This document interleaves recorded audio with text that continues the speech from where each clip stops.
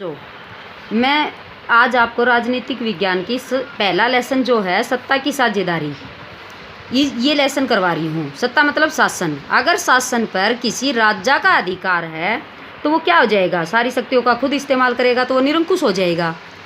समझ में आ रहा है ना, निरंकुश हो जाएगा, वो अपनी मनमर्जी चलाएगा। इसलिए सत्ता की साझेदारी क्यों ज़रूरी है, तो इसमें हम दो देशों के माध्यम से समझाने की कोशिश करेंगे। दो देश हैं, एक तो है बेल्जियम और दूसरा है श्रीलंका। तो पहले हम बेल्जियम के बारे में पढ़ लेते हैं कि उसमें किस तरह से सत्ता की साझेदारी की ज़रूरत पड़ी थी। बेल्जियम यूरोप महाद्वीप में है, 1830 में स्वतंत्र हुआ। वहाँ पर वहाँ की जातीय बुनावट जो है वो है 59% वहाँ पर डच है और 40% फ्रेंच हैं। समझ में आ रहा है, 40% डच और 1% जर्मन है। जो डच हैं 59% वो फ्लेमिश क्षेत्र में रहते हैं। क्षेत्र कौन सा है उनका, फ्लेमिश क्षेत्र। और जो फ्रेंच हैं वो वेलोनिया क्षेत्र में रहते हैं। ठीक है, और तो ये हो गई वहाँ की पूरे बेल्जियम की जातीय बुनावट है कि वहाँ पर कौन कौन सी भाषाएं बोलने वाले लोग रहते हैं। आगे है उसकी राजधानी ब्रुसेल्स। राजधानी का नाम क्या है, ब्रुसेल्स।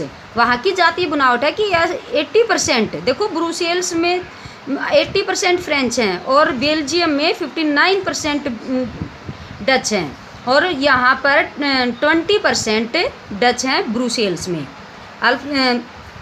इतना समझ में आ गया। ये यहाँ तक के ये हो गई बेल्जियम की जातीय बुनावट।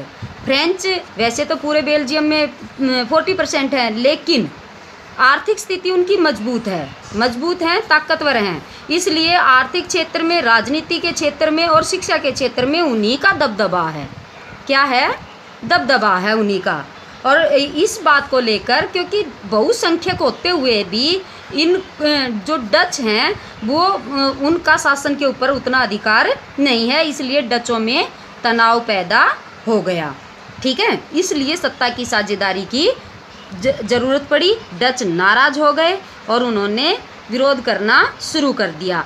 ये मैं सिर्फ आज तुम्हें बेल्जियम के बारे में ही बता रही हूँ। इसके जितने भी प्रश्न बने हैं, जैसे छोटे क्वेश्चन ये सारे बताए हैं बार बार, जो कि इतने डच हैं, इतने फ्रेंच हैं, ये सारे प्रश्न बनाने हैं तुम्हें।